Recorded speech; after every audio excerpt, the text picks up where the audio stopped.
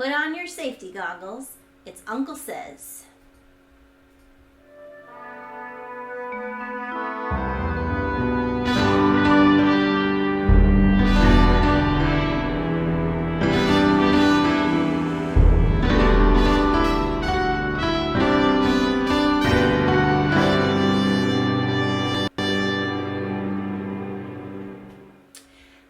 Hello everyone and foreigners all.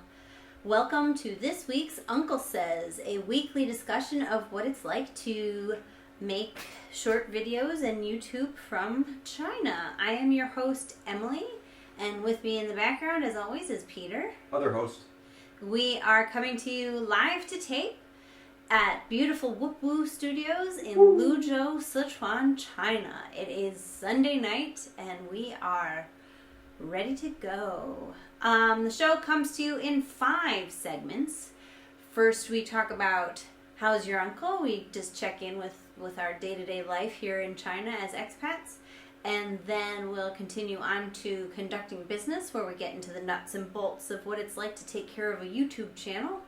Commentary, we go specifically video by video through the videos we put up this week with a little behind-the-scenes tidbits on each of them.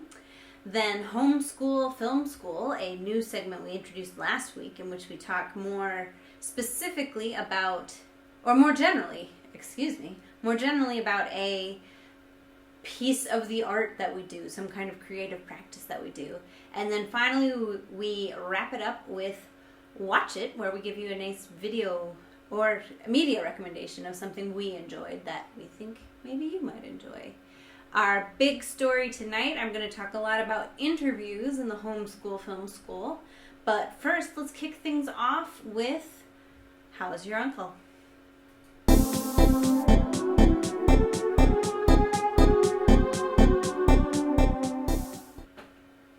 All right, so this week was kind of a big week for me. We started off the week, it was my first day back at school after the Spring Festival holiday, and then Peter and I had to renew our residence permits, which is always exciting when we have to go see the police to get our paperwork renewed. This time it went really unusually smoothly. I had to go in the morning with my coworker because she didn't know exactly what paperwork we needed, and then so the guy there, he knows us. It's a small city and very few foreigners. So the guy who does the foreigners, he knows all the foreigners. He gave us a list, and then we came back with all that paperwork in the afternoon, and then bingo bango, it was done. So I was kind of dreading that meeting, and it actually went super well. And then school also started, and that's why I get a residence permit, because I teach at a school.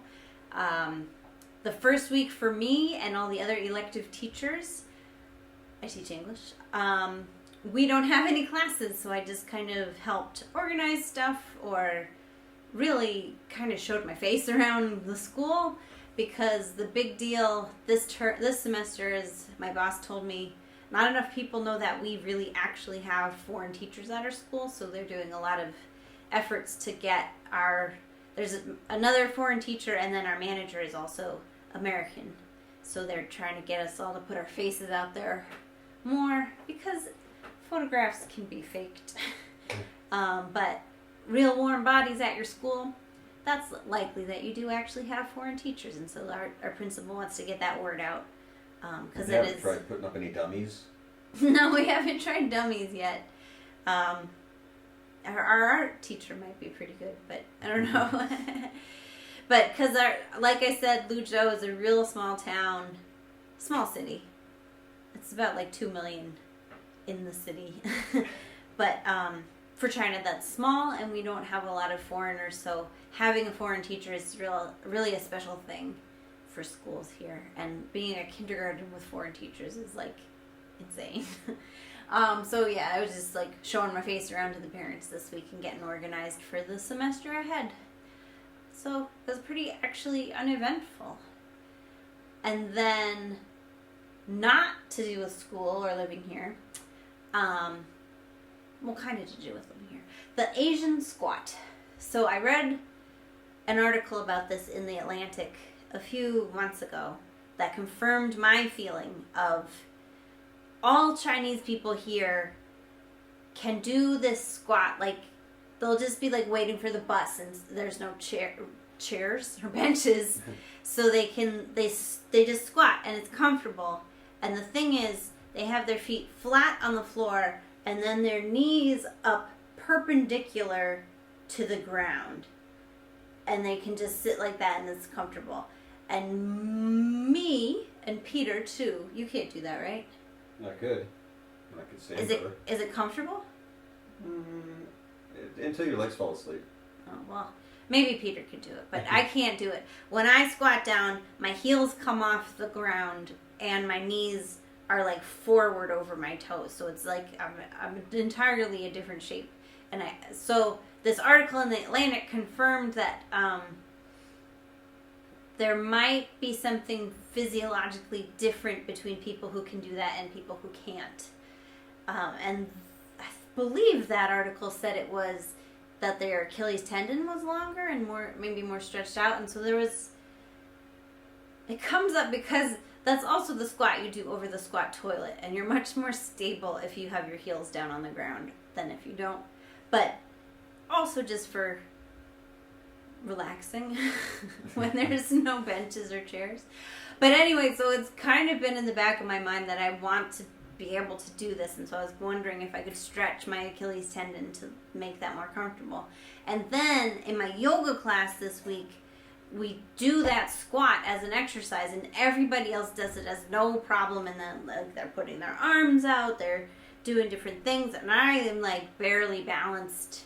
I can't do what they're doing. So I asked my yoga teacher about it, and she said that it was actually how open your hip is, where your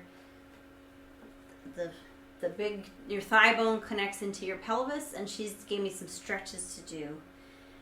So I'm excited about that. I realize telling this story, maybe that's not an exciting story, but I'm really excited to see if I can change my physiology to be able to squat down like everybody else around me can do.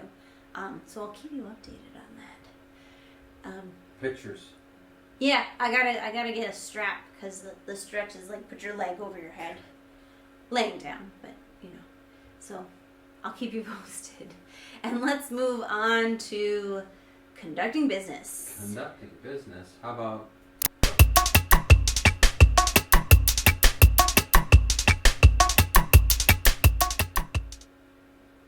All right, so this week's business, I want to talk a little more about searchability, which is like the bane of YouTubers' existence. But this is a searchability pitfall that we've kind of worked out between the two of us this week.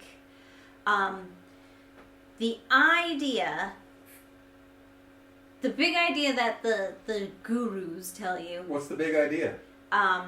See what other people in your niche are doing and do videos like that. But I feel like, and we found that can kind of cause a false sense of genre standards where there really isn't one. And I'll give you an example. So we had our video on Monday was going to the park, a walk in a Chinese park, which is something that a lot of China vlogger YouTubers do. And it is something that nobody looks up. Nobody looks up park in China. And if you do look it up, tell us down in the comments. Yeah, if you do look it up, click on our video and then tell us in the comments. And similarly, like a trip to the grocery store or my apartment tour, or there's a bunch of like genre conventions to the China vlog scene that are only conventions because vloggers see other vloggers doing it, but there's not actually any demand for these videos. I can imagine they're fairly similar to other countries, other foreign. Oh yeah, yeah. Your basic everyday, how do you live your life kind of stories, which is interesting to a point. Well, and also definitely you can't sell them on the specificity. It has to be more, because if you're already popular, people will look at what you're doing no matter what.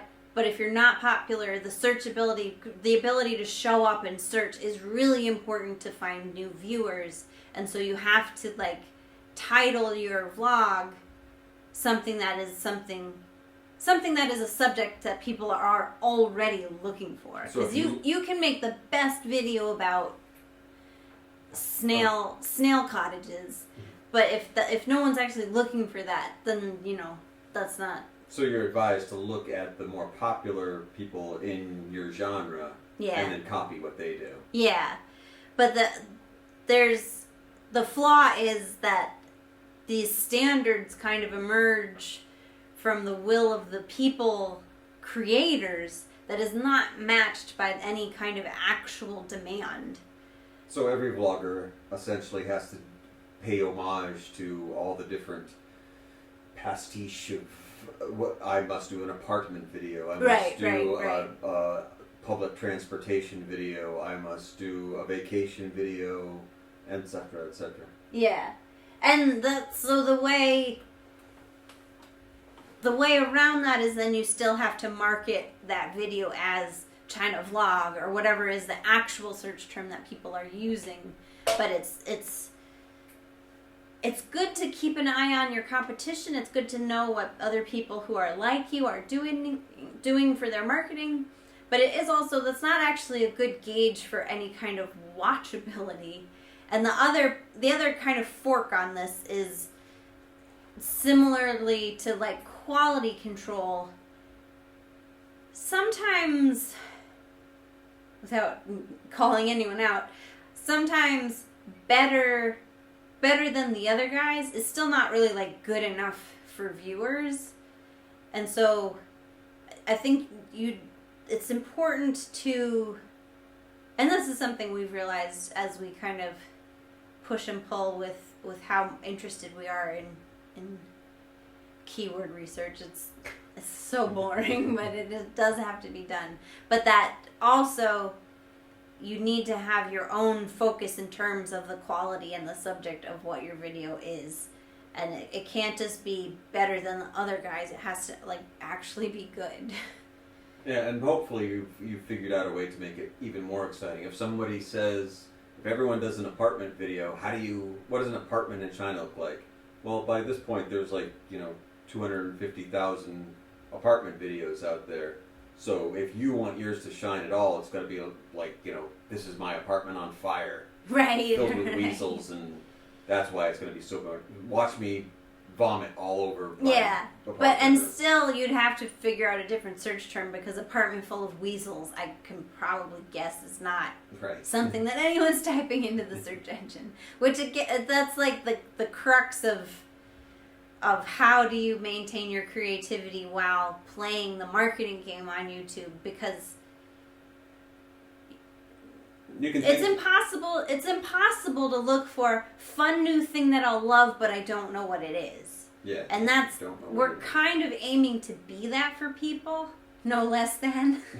But like, how do we get people to see the fun new thing that you'll love it but you don't know what it is yet? Because you're looking up what you know. I'm looking for, if you are, and very few people are looking up what's it like to live in China. Yeah. Then you're going to ask, what's it like?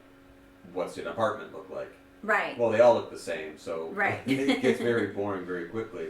Yeah. So there isn't an exciting new busting out of the genre version of China vlogger that isn't, here's me getting on a bus and possibly looking silly as I try to talk to a Chinese person. Yeah. Ta-da! That's our life.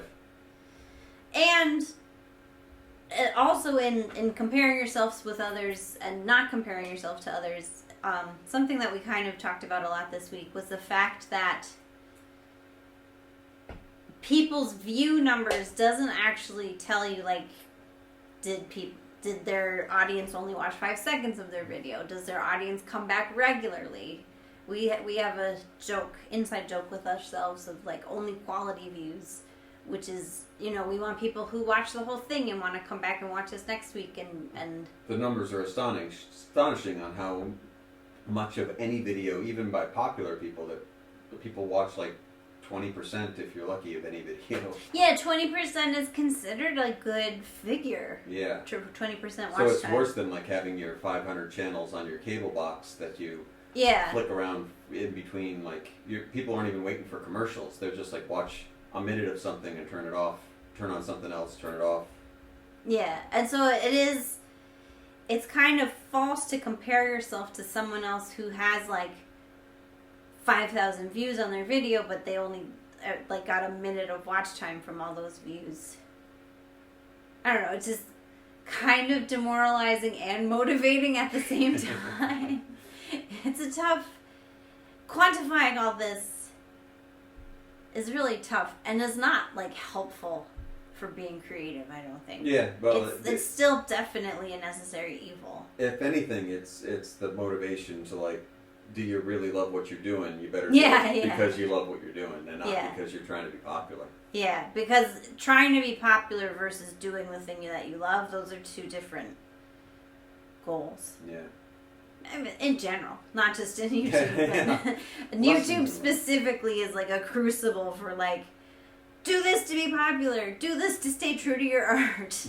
You can't fulfill two at once. Yeah, it all depends on what you're in it for. I mean, Yeah. because to some people that is what they're in it for, and that's fine. Yeah, I mean it's a little absurd to me to think of like do what you want. of all the things I want to do in the world, I want to have a how-to channel on YouTube so I can rake in that YouTube advertising dough. Need those extra like 20 cents a month. That'll Yeah. really float you. I mean, maybe you don't want to work retail anymore. I understand retail's horrible. But yeah, so that's our business. Let's go on to commentary.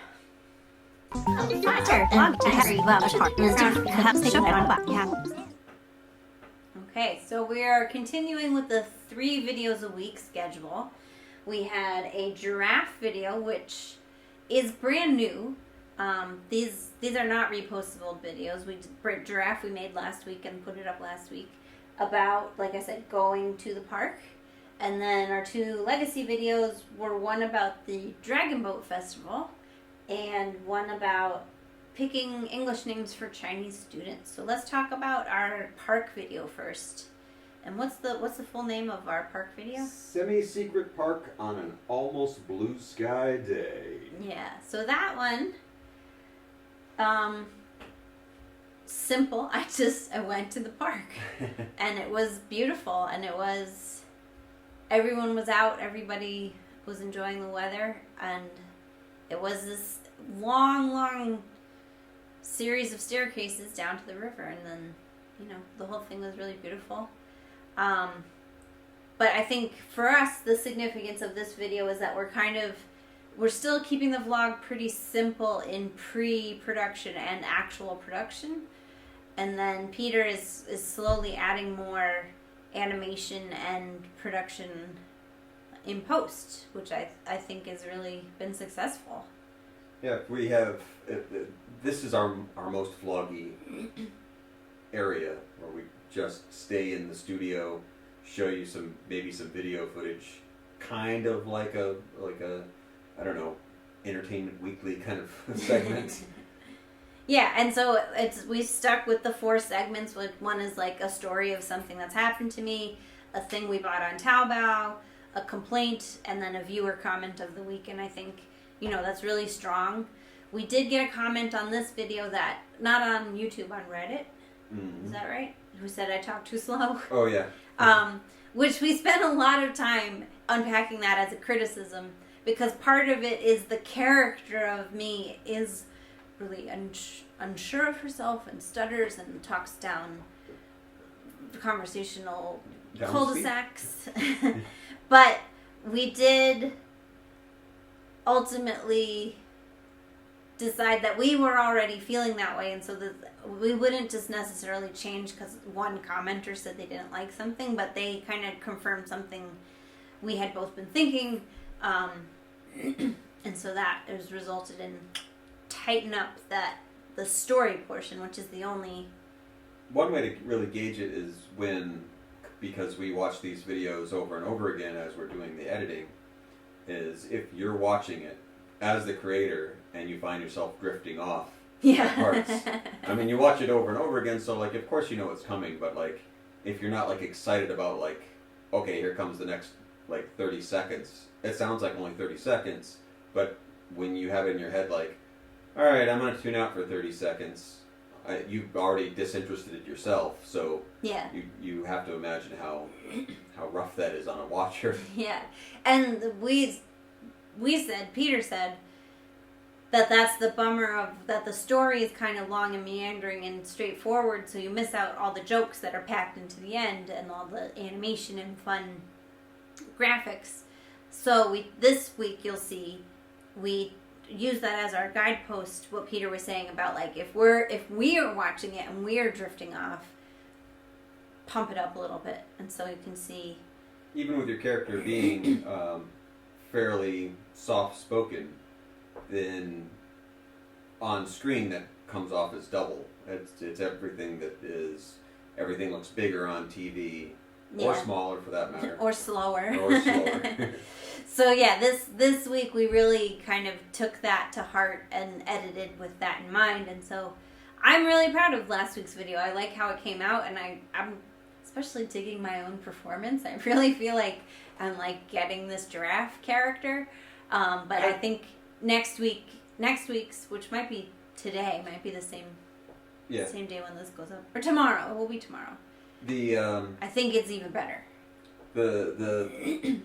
The tough thing is with something like that, it is a peaceful day in the park, and that's really all it is you're showing the park that's just around the corner from our apartment, and it's a quiet little story of seeing some old ladies and seeing a fellow student or an old student, and the music is a pastoral movement of that just paints a picture of a nice day outside, and that's in the SEO of semi-secret park on an almost blue sky day. Yeah. You'd expect to turn on that video and be like, let's just look at a park and hear a story.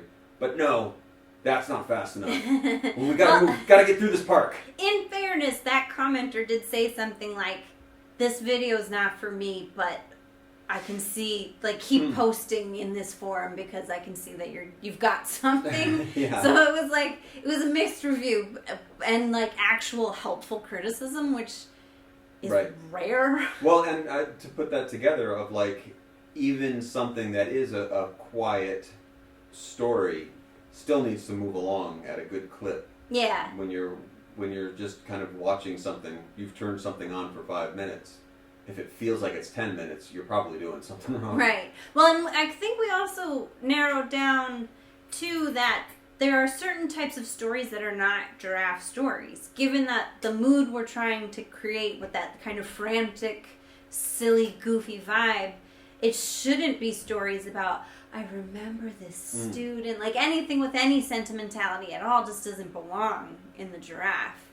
Which is nice because we have more stories on a daily basis about silly everyday things that are they're a little bit wacky and a little bit stupid, and they're fun to talk about. Yeah. And it's funner for a giraffe to talk about them in a wacky point of view. Yeah. Well, and then the fun creative thing that we're trying there isn't tell heartfelt stories of students who've changed your life. Mm-hmm. We've even, everybody's written those stories, and we've even written those stories. You can read them on our blog, hellouncleforeigner.com.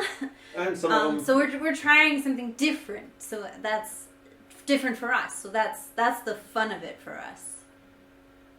Yep. Anything to add, or we'll move on to Dragon Boat? I think move on to Dragon Boat. Okay. So what's Dragon Boat called? Let's stay in the same video. I forgot.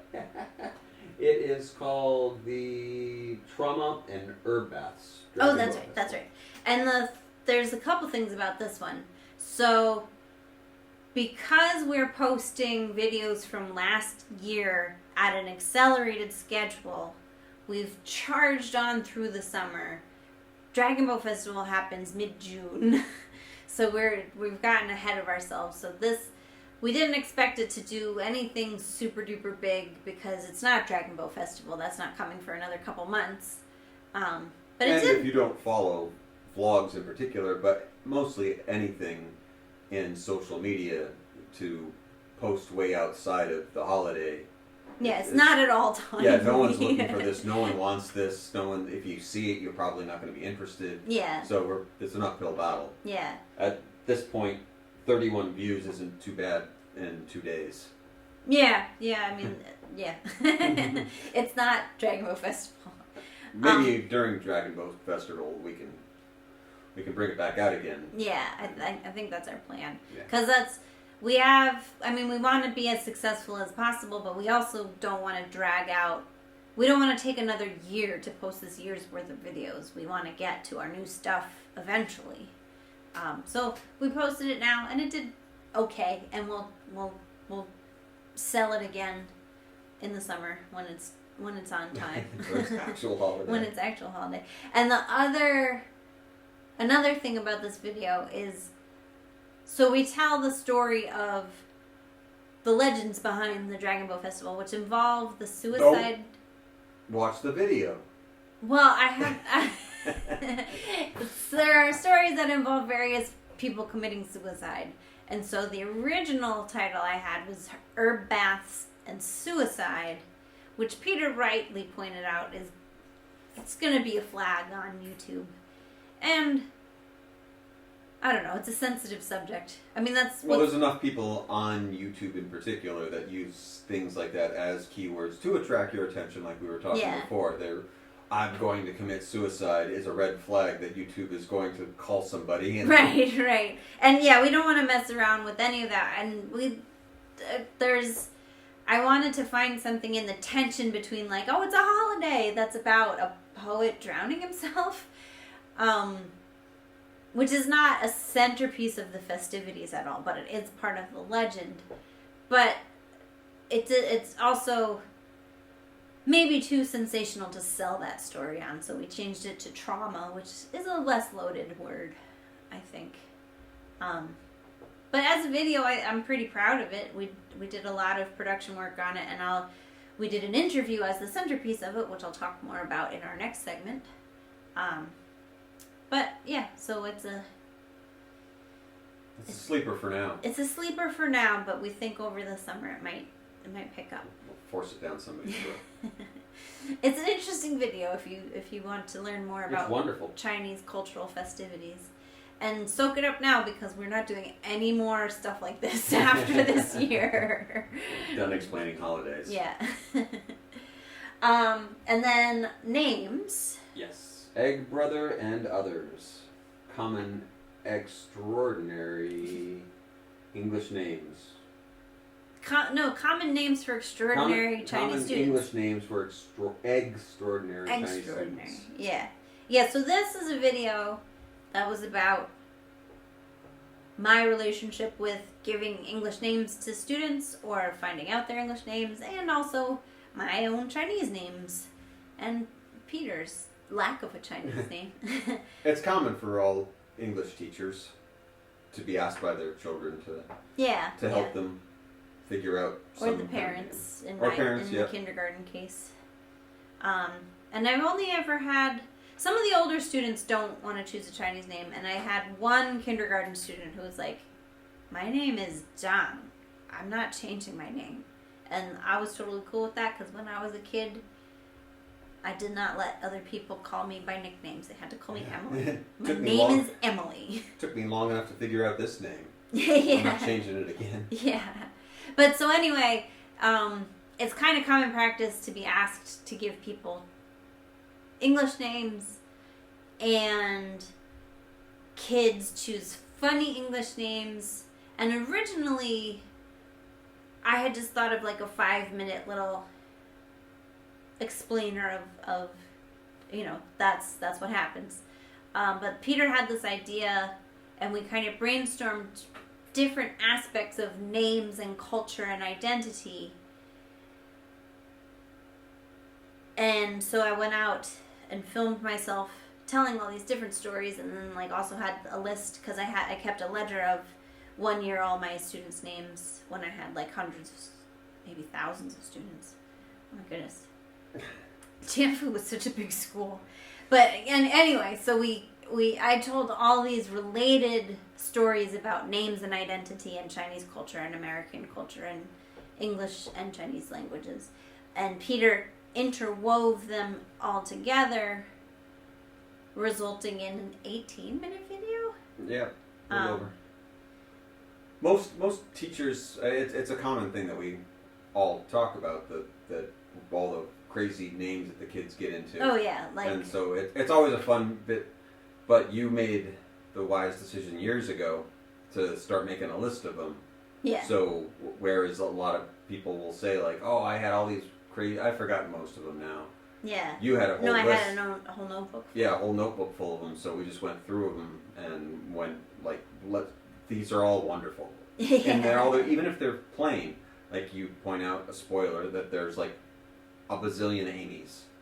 Oh yeah, I know so many Amy's. So like even that's interesting in the fact of like, you know, one person's name is Egg Brother, and then like 45 are Amy. Right. Like it's an interesting discussion that you had that document of. And I really think it's interesting how different people relate to having an English name. Like some kids aren't interested at all, and some kids are like, I'm gonna go to school in Canada, I need to have an English name, I need to be ready.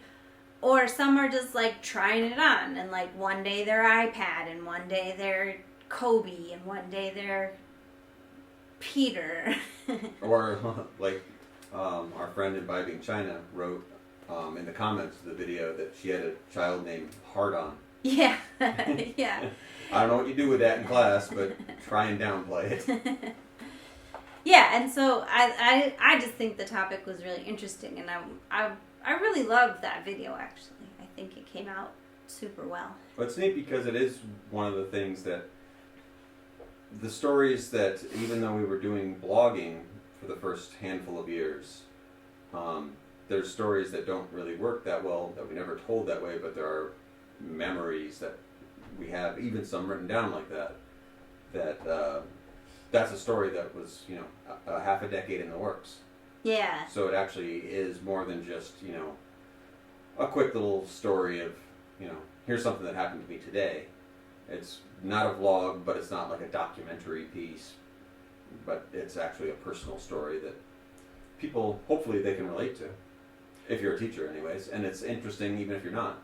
And I would say the structure is one of our first steps away from linear narrative. In direct contrast to Dragon Boat, which is the most conventional, like, National Geographic Channel report. Super straightforward. This one is more of these competing stories,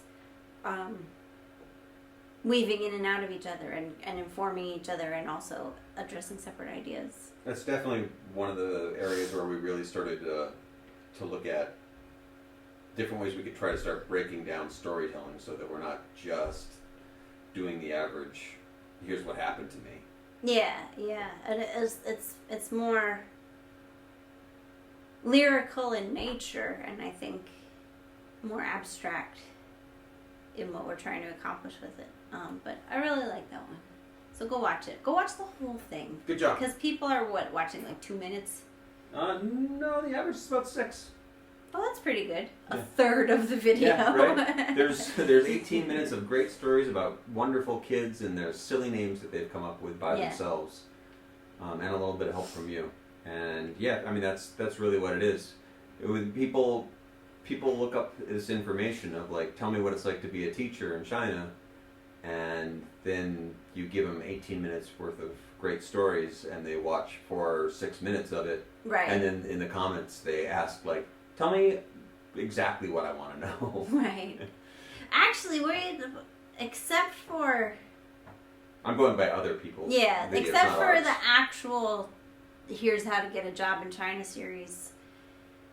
We don't get a lot of like, so, should I take this package, or would you recommend this kind of school? Like, people don't ask us for advice, because we pretty strongly put that off. Yeah. Yeah, don't ask us for information about getting your visa or moving from province to province. We've done it and it's boring. Go do it yourself. Yeah. Yeah, and don't we're not a how-to channel, and we never will be. We don't know how to do anything. No, we do know how to do stuff. It's just we're not telling you. Yeah, figure it out yourself. That's part of the fun. Yeah. All right, let's go on to Homeschool Film School.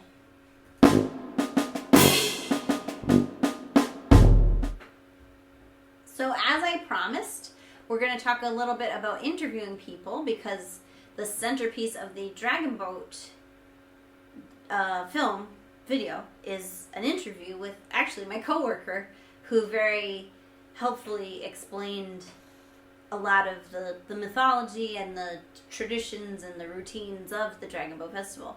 But I want to talk more broadly first about, so I used to, when I worked for the newspaper in New York City, I used to do a lot of interviews. I was an entertainment journalist, and I used to get people on the phone or see them in person or, ask them my questions. And the big benefit to print interviews is I can ask all the repetitive circular questions I need to get the person to give me the information I need. It does not have to be consumable live. I can write it into something coherent after. I'm just allowed to chase that information that I want. And that's a lot less pressure than doing it live. I didn't know if I'd be able to do it live. And the way I was able to do it live is that Catherine and I spent that whole morning before we did the interview talking about stuff that would be in the interview. She didn't know it, but I was doing my research on her and asking her the questions that I would want to ask her later and nailing her down on questions. So I did like a whole pre-interview for pretty much the whole morning. As she also was showing me around the school and showing us the school activity. So I would say that's the big key to interviewing live is pre-interview. There should be, for this kind of thing, there should be very little that surprises you during the interview. I mean, you'd still hope for some small tidbit that live feels exciting, but you don't want to be like caught off guard that you go into a whole different topic than you were expecting. I think is how you make that work. And it's part of, I mean, that's what even in print, you do your research. You want to... Well, there's nothing more embarrassing when you're watching a journalist to ask somebody questions and they know like nothing about the subject, and you're just... The person being interviewed is just like, yeah, you didn't do any homework, and the person watching is like, you know less about this than I do. Why are you telling me about this? And it's important because you'd think, oh well, all I'm doing is asking questions, so I get to ask the questions. But it is a waste of time if the questions you're asking are stuff that's readily available, or that you like. If your question is like, so what instrument do you play? Like, you should already know that stuff. It's insulting, and you'll make your subject shut down. Yeah, thanks for having me on. I'm the bass player. You can see on the back of the album cover. Yeah. I play bass. But with Catherine, so we had an event at our school to celebrate the Dragon Boat Festival where we did some local customs, and so she like showed them to me, and that's where I took the footage of those customs happening, and then I asked her all these questions, and then I asked her some bigger questions about like the holiday itself, which some of it she had to like look up what the mythology was. So it was like, that was crucial, because in a live interview we wouldn't have time to do that, and if she didn't know, I wouldn't want to, it's not a gotcha, I don't want to have someone on to make them look stupid. And it's not... You also don't want to film somebody looking up information on their phone. Yeah, that's also boring. And so it was like, I was preparing for me, and I was like leading her down the route that I wanted her to prepare for, and I think that really worked out well. But I think what we didn't do so well that we could have done better, and if we ever do interviews again, we did not give her enough direction. I mean, the big thing was that she's looking at the wrong camera the whole time. But I think like we could have done a lot more to make her feel at ease with the cameras. We had prepped the subject matter, but we didn't really give her any guidance as to what the experience of being on camera would be like. And Also, I think we could have done a lot more to help her feel at ease. Yeah, it even comes down to we had planned to do it outside. It was possibly going to be an okay day. It turned out raining. It was raining. So she wore a nice dress out to be interviewed, and then we were standing in the middle of a big walkway with umbrellas. Yeah. Like, kind of an uncomfortable, like, wait, what are we doing? Situation. Yeah. And she was like, it was super generous of her to come do this for us and answer for me and all of you. So tell me about all of your culture. So that was like a really nice thing she did for us. And I mean, she's still my assistant, and we're fine. Nothing happened because of this. But I think like the video would have come out better if we had. But still, she is very fun to watch. She had a couple of really nice stories, and she was funny, and it turned out well that she gave us some unexpected answers, which is really what you're hoping for. Yeah, unexpected in the right way. Yeah. Unexpected but on topic. Yeah. Well, we hope to learn something. That's the reason why a journalist should be doing something. Is that they're curious about something. Otherwise, you are just like, just read it off your phone. Why are you bothering to watch anything? Right. Well, yeah, because I guess that's the other danger. If you prep too much, it can come off as staged or reading, especially if, and Peter and I have talked about this a lot on this podcast and at home between us, like, we are not actors, so some of it has to be the live energy, otherwise it just sounds like we're reading to each other. And so if Catherine and I had rehearsed too much, I think that would have shown through in a bad way. So I think informationally we were at the right place, and we could have just done a little more. And I think I know how to do that, and you know how to do that a little more. It's also a different kind of situation too than there's it's a lot easier, especially in like a YouTube vlog kind of way, just to ask, your friend to come on and, you sit on the couch and you ask them something about, something that they know about, and you don't prep in anything, and that comes off natural. But like usually those questions are, something that what you've already had. They're, like, what's it like, dating in this town, or, how's your job doing? Oh, yeah, like, some basic stuff that it's easy for. But when it comes to something like, tell us about this thousands of year old history, right? And why the children in your town celebrate it the way that they do. And in a highly regionally variable country, and you're not from this region. Right. Why are you asking me? I'm not from here. Yeah. Which, actually, I do have an example where I was able to use my learning of, like, how to make an outsider more comfortable.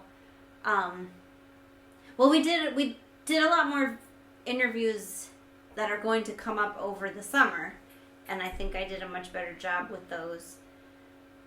And we'll talk about those more over the summer. But a video that's up now is our Christmas video, in which I got a child to act in my video, which was very exciting.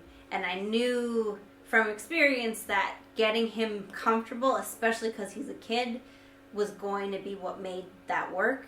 And the first shot I had set up was like in a noisy hallway that I had not expected there to be kids in, but then turns out they were having gym class in that hallway.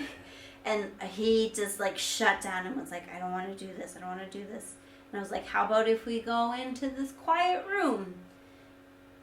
And he totally opened up, and it was like, I needed to listen to what he needed to get it to come out. And I think, it came out because it's an extreme example with a kid, but I think that is with anyone, non-professional or professional, your job as the producer director is to put them in a comfortable place where they can give you the performance that you need. Yeah. So be kind to actors. They're fickle, but for a reason. Yeah. It's a hard job. Yeah.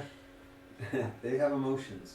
But yeah, so for interviews, that prep, that factual prep is important, but then also like bringing them into the fold of the production. They're not a prop, they're a person, and and they need to feel comfortable too. That's my advice. Uh-oh, I gave advice. That's my experience. Yeah, they're not props, they're people. They're not props. They're Take that. Let's bring it home with a watch it. Watch it.